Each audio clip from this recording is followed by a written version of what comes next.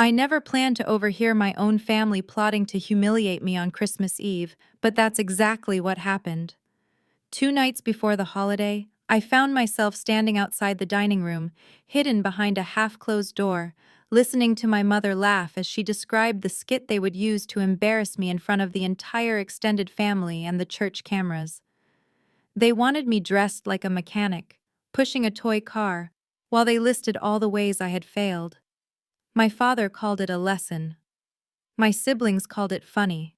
So that night, when my mother called me, furious and breathless, demanding to know where I was, I simply said, "Yeah, quick question, Mom.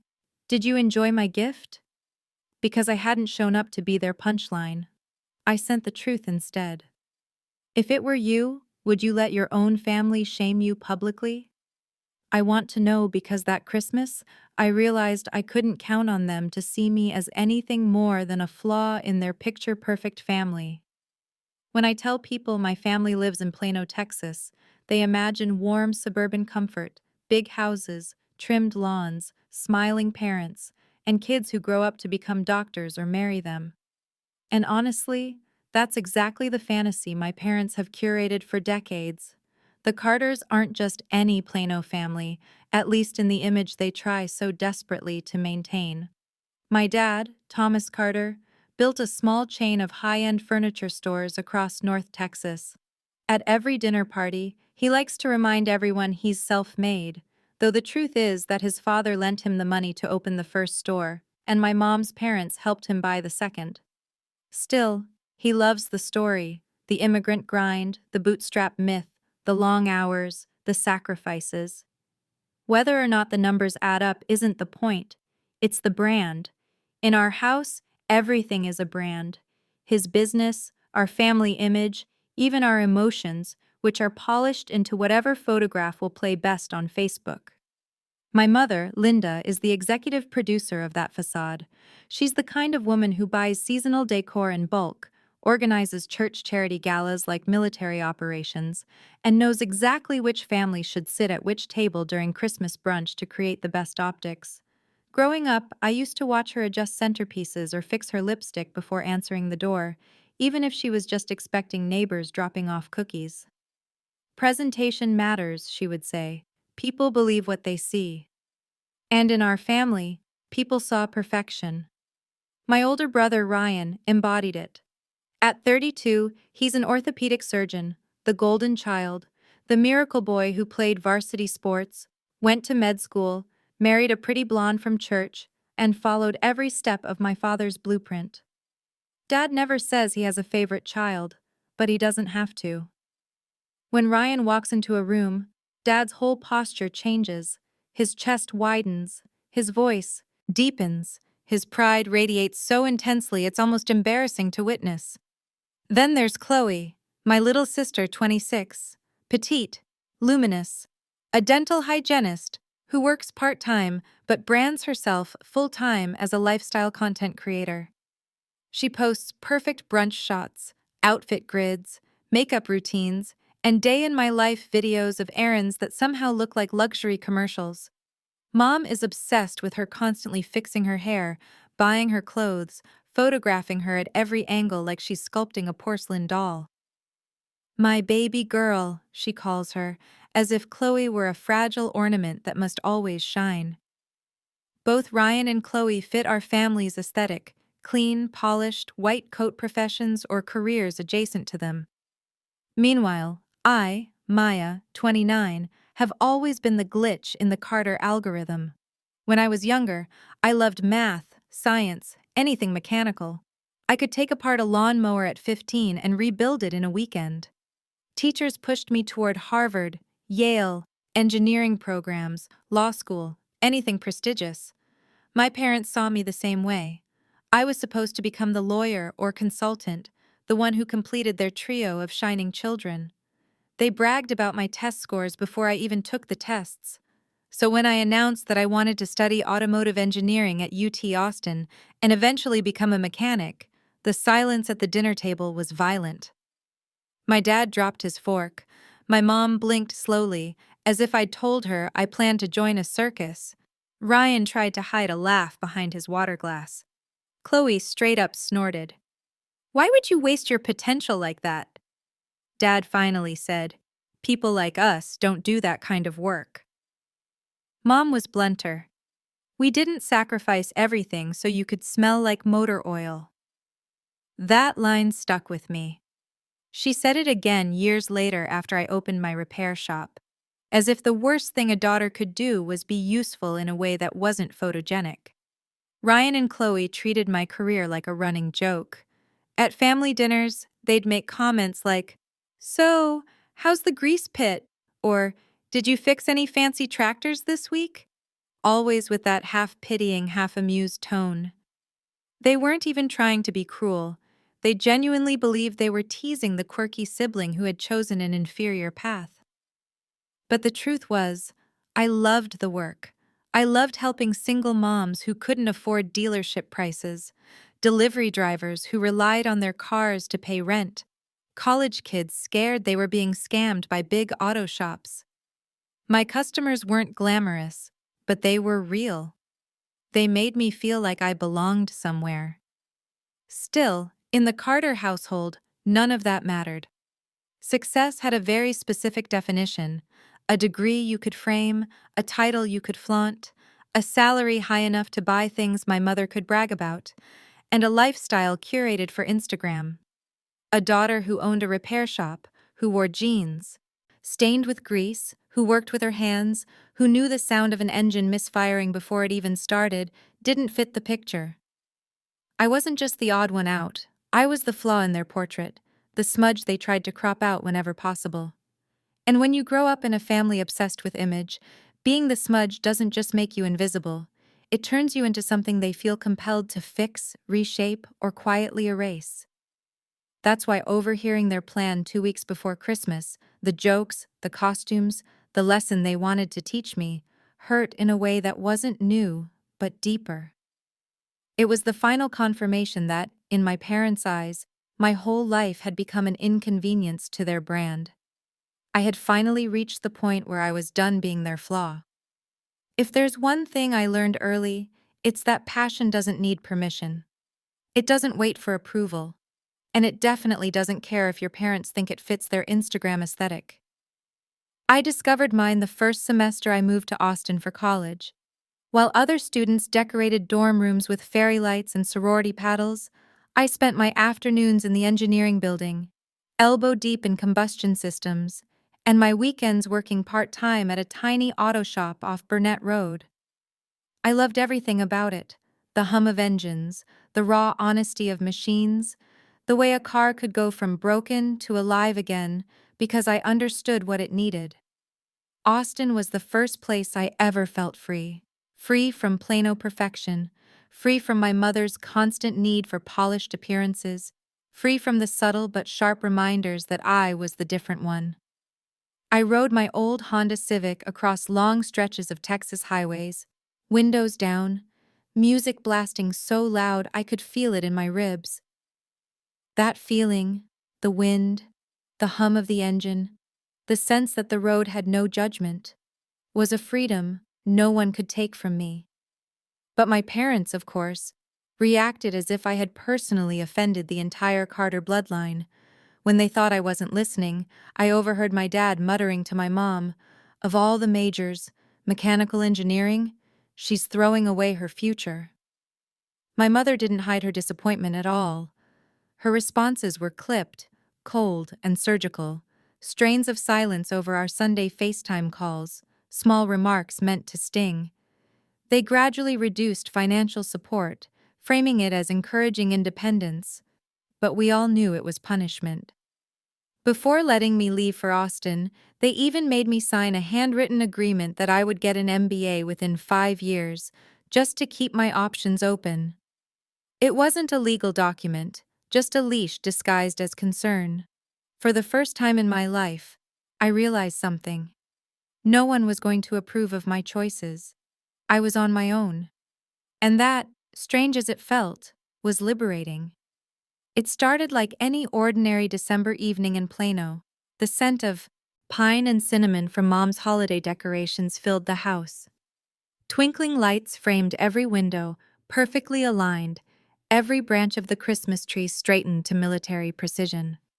I could hear the faint hum of carolers on a neighbor's porch as I approached the dining room. I didn't plan to listen. I didn't even think I would hear anything I wasn't meant to. But as I rounded the corner, there it was. A conversation that would leave me forever changed. I stopped. Half hidden by the door, I could see Mom, her hands clasped in excitement, pacing back and forth.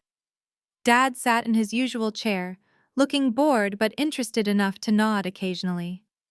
Ryan leaned against the wall, his grin betraying amusement, and Chloe sat at the table, scrolling through her phone but clearly invested in what was being said. They didn't know I was there. "All right," Mom said, voice buzzing with glee. "Here's the plan. Christmas Eve, the family gathers, all the extended relatives, church cameras included. Maya will be the mechanic." Dad chuckled softly. "The mechanic, huh? I hope you're dressing her up properly. A little grease, some overalls, maybe a toy car to push around? Make it clear she's the odd one out." Ryan smirked. "I can already see it. Everyone's going to laugh. Poor Maya. She'll hate every second." Chloe giggled, without even looking up. "Honestly, it's going to be hilarious. I mean, she chose this life. She's basically asking for it." Mom clapped her hands, eyes sparkling. "Exactly! And then we list all the ways she's failed, the degrees she didn't get, the career paths she ignored. It's a lesson, yes, but it's also entertainment. People love watching someone learn the hard way. And it's Christmas, so it's even better. Irony, moral lessons, public humiliation." I froze. Every word landed like a punch. They weren't joking. They weren't exaggerating. They were serious. My mother, the woman who preached grace and generosity to everyone else, was orchestrating a performance meant to shame me. In front of family, in front of cameras, in front of the very people I had grown up thinking loved me. I wanted to run. I wanted to yell. I wanted to throw myself into that room and stop them. But something inside me, the thing that had been quietly burning for years, held me back. I stayed hidden, listening, absorbing the details. They had costumes picked out, props, lines rehearsed. The more I heard, the more I realized this wasn't just a harmless joke. This was the culmination of decades of disdain, disguised as concern, as lessons, as love. I remembered every family dinner, every passing comment, every sly remark about my shop, my clothes, my greasy hands. People like us don't do that kind of work. We didn't sacrifice everything so you could smell like motor oil. Those words replayed in my mind, sharper now in the context of this plan. They weren't even subtle anymore. They wanted me humiliated, reduced to a punchline. And yet, I also felt something else. A strange, almost liberating clarity. For the first time, I understood the full extent of their obsession, not with my happiness, not with my achievements, but with their brand. Their perfect image couldn't tolerate me. I wasn't just the odd one out. I was a flaw in the picture, a blemish that had to be corrected or erased for the world to believe in the Carters' perfection. I remembered my first semester at Austin, riding my old Honda Civic along long, empty stretches of highway, music blasting, wind whipping through the windows. That was freedom. Freedom from perfection, from judgment, from curated family facades. And suddenly, that freedom wasn't just a memory, it became a weapon. I listened as Mom continued, oblivious to my presence. "And don't forget, Thomas, we need to get Ryan to narrate. He's golden. Everyone admires him. Chloe can handle the visuals, her outfit, her expressions. It'll be perfect. Everyone will know exactly what a disappointment Maya is." My hands were clenched into fists, but my mind was calm. The anger I felt wasn't the flailing, desperate kind. It was the kind that solidifies into resolve. They could try to shame me, but they couldn't. not if I didn't show up, not if I refused to play their game. That night, I sat on my bed, heart pounding, replaying every detail I had overheard. My parents' obsession with image, their obsession with control, wasn't new. But hearing it spoken aloud in such cruel clarity, it was the last straw. I didn't want revenge, not in a dramatic, explosive sense. I wanted something much simpler: to refuse participation, to remove their power over me, and to finally choose myself. I thought about my shop, my customers, the people who genuinely appreciated my work. I thought about the hum of engines, the smell of motor oil, the satisfaction of fixing something broken and making it run again. That joy, they could never take from me.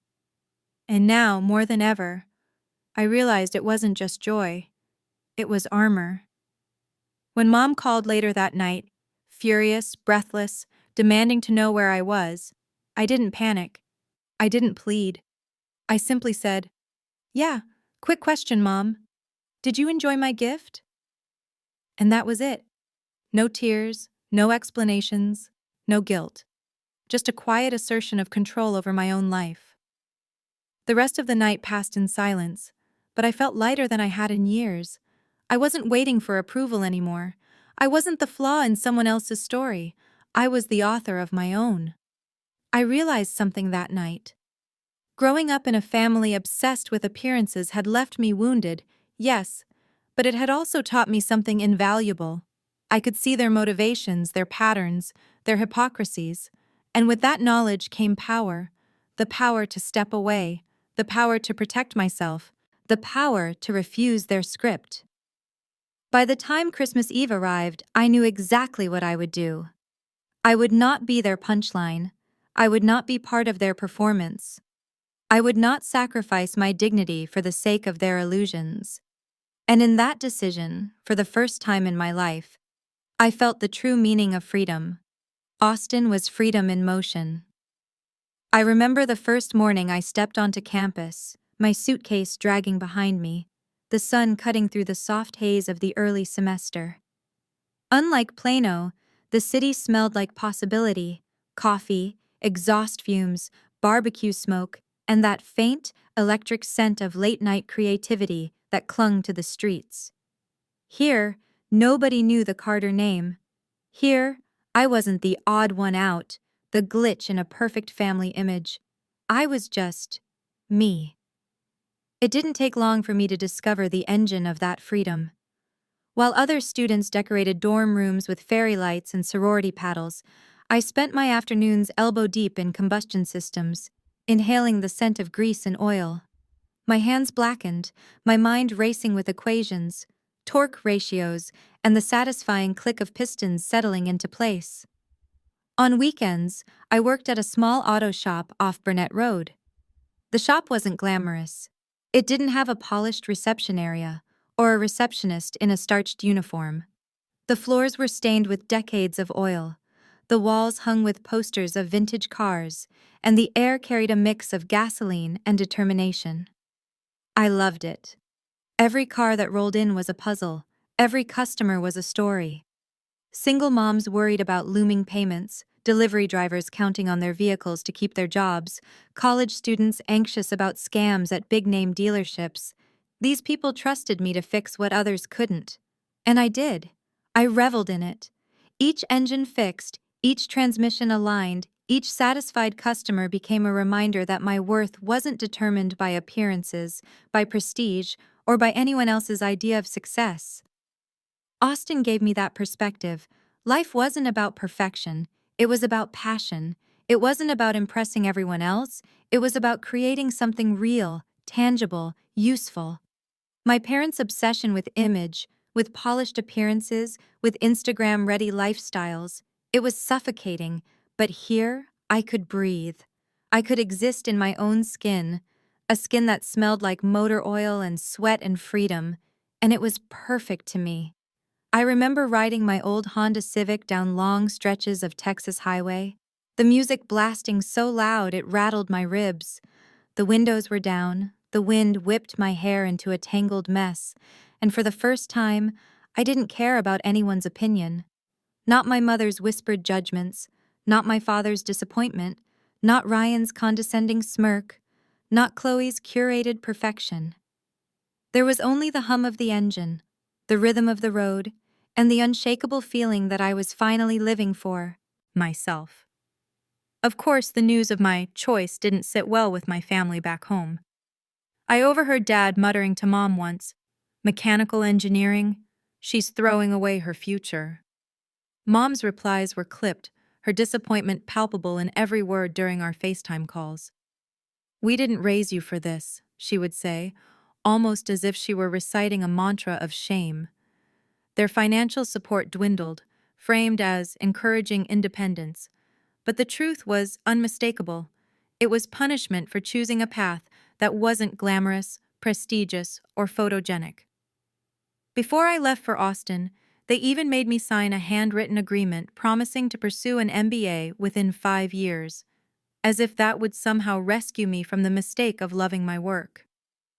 It wasn't legally binding, just a leash disguised as concern.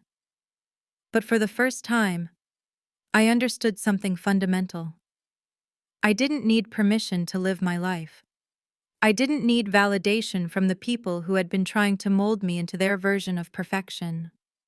I had my own definition of success, and it smelled faintly of gasoline, sweat, and burnt rubber. College life was a revelation.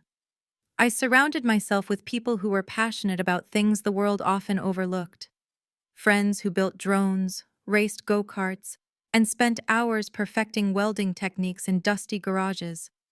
I found mentors who taught me how to diagnose engines by sound alone, how to identify transmission failures without opening the case, how to turn every setback into a lesson instead of a mark of shame.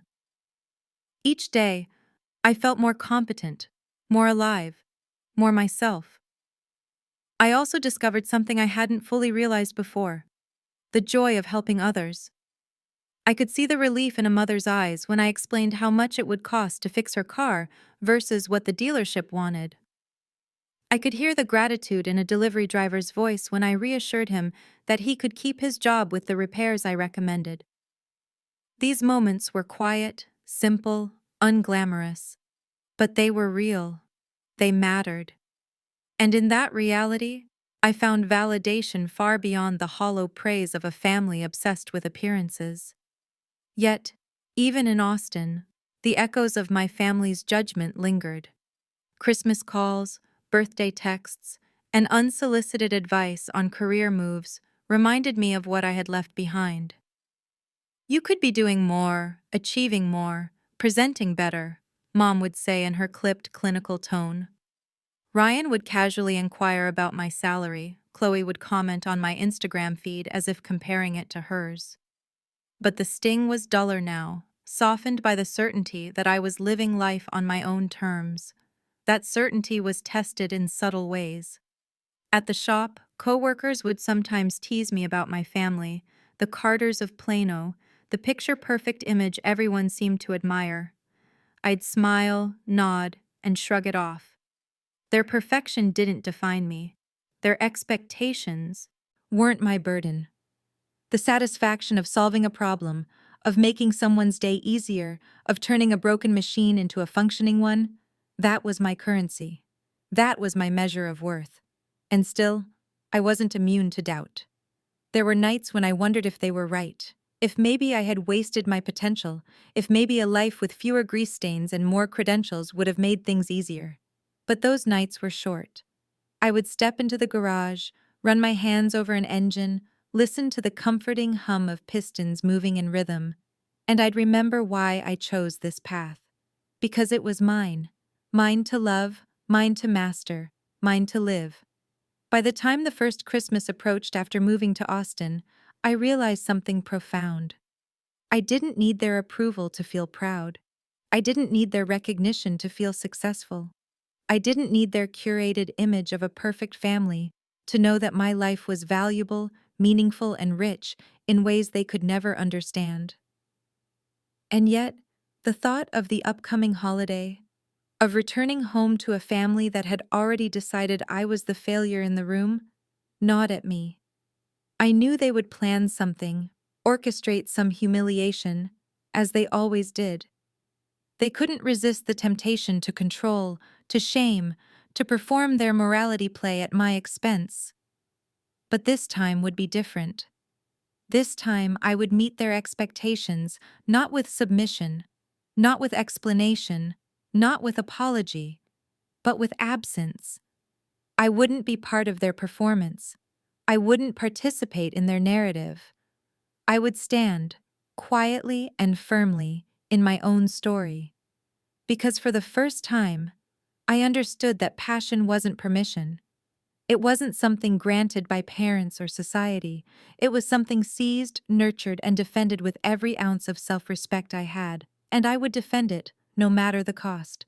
Christmas Eve arrived, and the Carter house looked like a scene straight out of a magazine, or at least the one my mother insisted everyone believe we were living in. Twinkling lights lined the perfectly manicured lawn, wreaths hung precisely in the center of each door, and the smell of pine mingled with baked goods wafting from the kitchen. Inside, every table was meticulously arranged, every chair in its exact designated spot, every decoration perfectly aligned. Mom's control extended to every corner of the house, down to the placement of salt and pepper shakers. I watched from my small apartment, the hum of my heater keeping me warm, my laptop open but mostly ignored. I could almost see their rehearsed lines, hear their laughter in my mind. My mother, the meticulous executive producer of family theatrics, was probably running through her script one last time. Ryan and Chloe were practicing their roles, the golden child and the porcelain doll, ready to deliver their punches of judgment with perfect timing. My father, the self-made businessman, would lean back in his chair, nod approvingly, and savor the satisfaction of a plan well executed. But I wasn't there, and I wasn't going to be. I poured myself a cup of tea and stared out the window at the winter sky. In Austin, Christmas Eve was quiet, just me and the hum of my Honda Civic in memory, the faint laughter of my shop's customers still echoing in my ears. I thought about how I had spent the last several years building a life that mattered to me, constructing a version of myself that was real and unapologetic.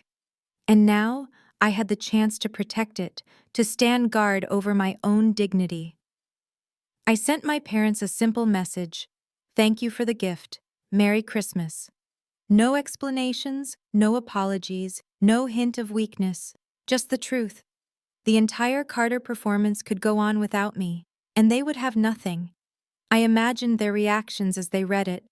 Mom's eyes narrowing, her lips pressing into that thin line she wears when frustrated. Dad stiffening, realizing that this time, control was slipping from his grasp.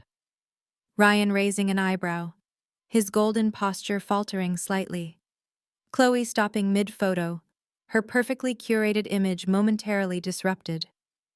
And in that moment, I felt a surge of quiet victory. Not revenge, not spite, just freedom. Freedom isn't loud. It doesn't always come with fireworks or dramatic confrontations. Sometimes, it's simply choosing not to participate in someone else's cruelty. And that night, I understood the full weight of what I had gained by simply not showing up. I thought back to the years of subtle humiliation, the half-pitying jokes, the constant comparisons, the silent judgment that hung over every family gathering. I remembered every time my parents had tried to steer me toward a path that didn't fit me, every lecture about wasted potential, every sigh of disappointment disguised as concern. And I realized that by choosing my own path, by refusing to be their puppet, I had reclaimed something they could never take away: my sense of self-worth. I spent the evening reflecting, writing in my journal, and indulging in the small comforts of my own space. I didn't need their approval. I didn't need their staged performances or their approval-seeking smiles. I had built a life that mattered, and that life was worth more than any facade they could conjure. Late that night, I imagined the Carter household, the family gathered around the perfectly set table, the camera poised to capture my lesson, and the faces of my relatives as they realized I wasn't there. I imagined the pause, the confusion, the unsaid question that hung in the air. Where is Maya? And I smiled. In my absence, I found power. In my absence, I found dignity. In my absence, I found the freedom to define myself on my own terms.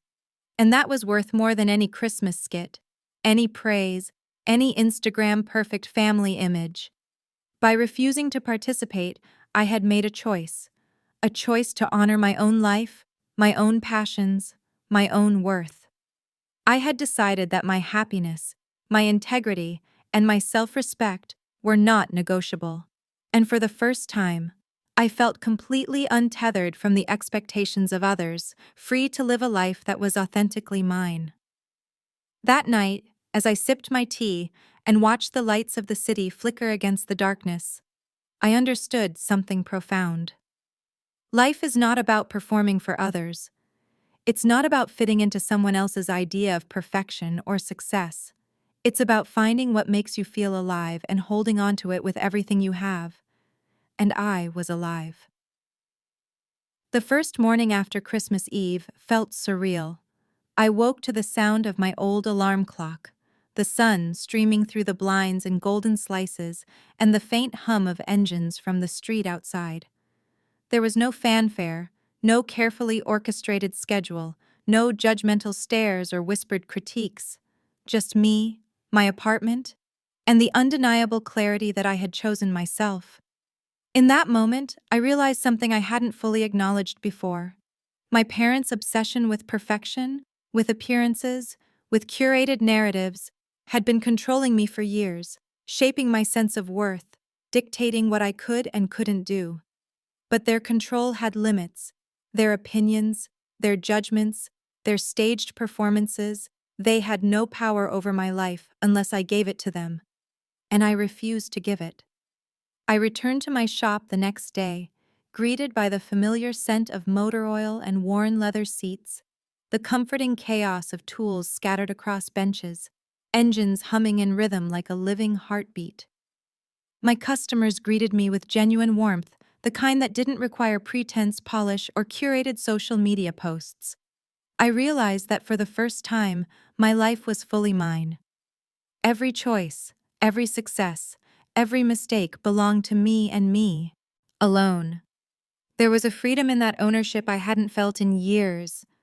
I wasn't defined by the Carter's standards, by my mother's meticulously crafted Instagram perfect family image, by my father's obsession with prestige, or by the hollow accolades that came with conforming to a narrative that wasn't mine. My worth was not measured in degrees, titles, or societal approval. It was measured in the tangible, in the real, in the work that I loved and the lives I touched. It wasn't easy. Even as I thrived in Austin, there were echoes of their disapproval that lingered, like shadows at the edges of my consciousness.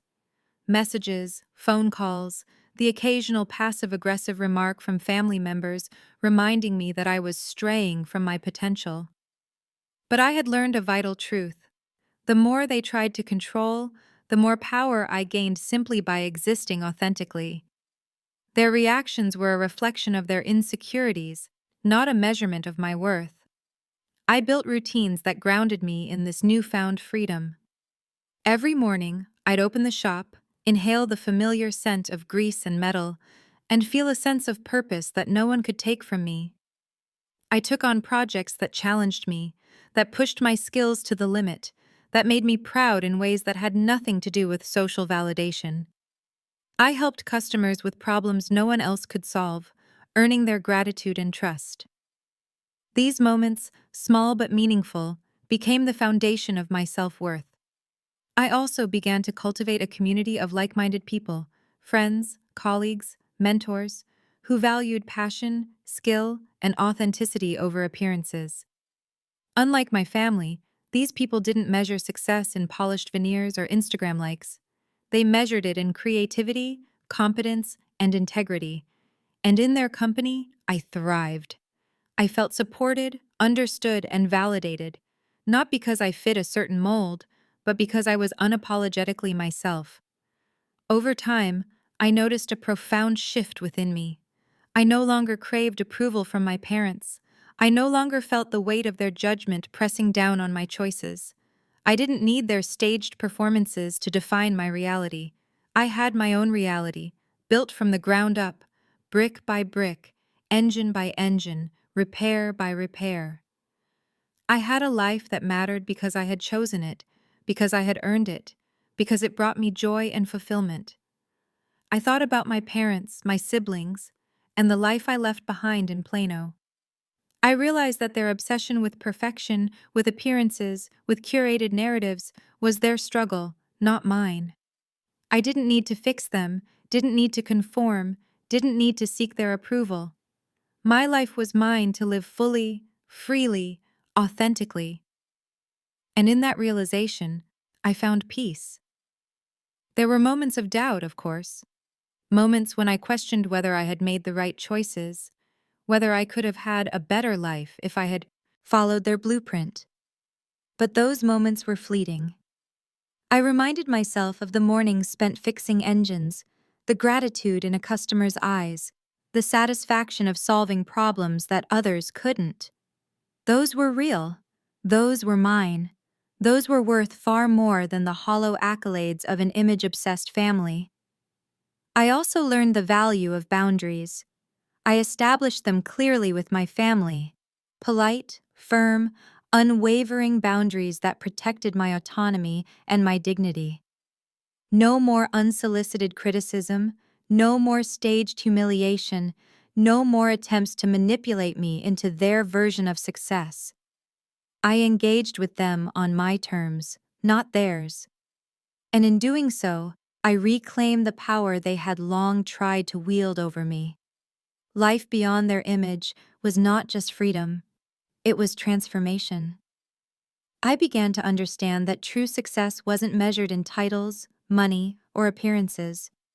True success was the ability to live authentically, to pursue what made your heart sing, to build a life that reflected your values, passions, and skills. And in that understanding, I found fulfillment I had never known in Plano, in the shadow of my parents' curated perfection. I also discovered joy in the small, everyday moments, the quiet satisfaction of a repaired engine purring smoothly, the laughter of a grateful customer, the camaraderie of friends who shared my passion for mechanical work, the solitude of driving my Honda Civic across open roads with music blasting, wind in my hair, freedom in my chest. These moments were ordinary, yes, but they were mine. And in their ordinariness, they were extraordinary. Reflecting on the journey from Plano to Austin, from obedient child to independent woman, I realized how much I had grown. I had learned that passion cannot be dictated by others, that self-worth cannot be granted, it must be earned and protected, that dignity is not something you request, it is something you claim. And most importantly, I learned that life is too short to live for anyone else's approval. I thought back to the Christmas Eve my family had planned to humiliate me, and I smiled. They had underestimated me. They had tried to control me, define me, and shame me. But I had refused. I had chosen myself. I had protected my dignity. And in doing so, I had discovered the most valuable lesson of all, that living authentically is more important than living perfectly. Now, when I look back at my life in Plano, I don't feel anger or resentment. I feel gratitude for the clarity it gave me, for the motivation it instilled, for the opportunity to define my own path. The Carters may have curated an image of perfection, but I had built a life that was real, a life that mattered, a life that was mine. And in that life, I found happiness. I realized that no one, not my parents, not my siblings, not society, could take that from me. I had claimed it for myself. I had chosen passion over perfection, authenticity over appearance, and freedom over fear, and that choice was everything.